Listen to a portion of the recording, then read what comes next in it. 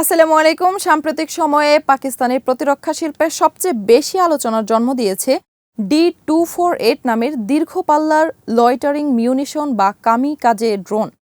পাকিস্তানের heavy industry Taxila বা HIT 2026 সালের এনব্রাস রোবোটিক্স অ্যান্ড অটোনোমাস সিস্টেমস এক্সপোতে D248 এবং S369 নামে দুটি নতুন দীর্ঘ পাল্লার লয়টারিং মিউটেশন প্রদর্শন করেছে। এর মধ্যে D248 নিয়ে সবচেয়ে বেশি আগ্রহ তৈরি করেছে দাবি করা দীর্ঘ পাল্লার কারণে।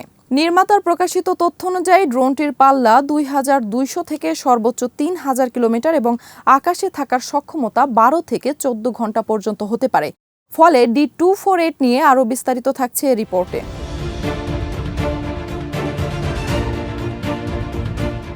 D248 এর সর্বোচ্চ টেক অফ সক্ষমতা প্রায় 240 কেজি। এর উইং স্প্যান প্রায় 3.3 মিটার এবং পেলোড বহনের সক্ষমতা 30 থেকে 50 কেজির মধ্যে বলে দাবি করা হয়েছে। ড্রোনটির ক্রুজ স্পিড প্রায় 185 কিলোমিটার এবং সর্বোচ্চ গতি ঘন্টায় প্রায় 225 কিলোমিটার।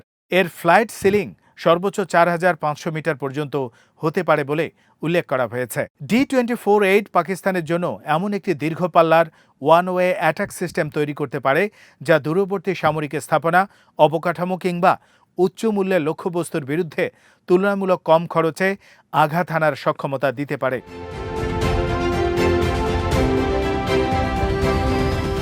পাকিস্তানের প্রতিরক্ষা শিল্পে নতুন করে আলোচনার জন্ম দিয়েছে D248 নামের দীর্ঘপাল্লার লয়টারিং মিউনিশন বা কামিকাজে ড্রোন। পাকিস্তানের হেভি ইন্ডাস্ট্রিজ টেক্সিলা বা HIT এর প্রদর্শনীতে সামনে আসা এই ড্রোনটির সবচেয়ে বড় আকর্ষণ এর দাবি করা দীর্ঘ পাল্লা।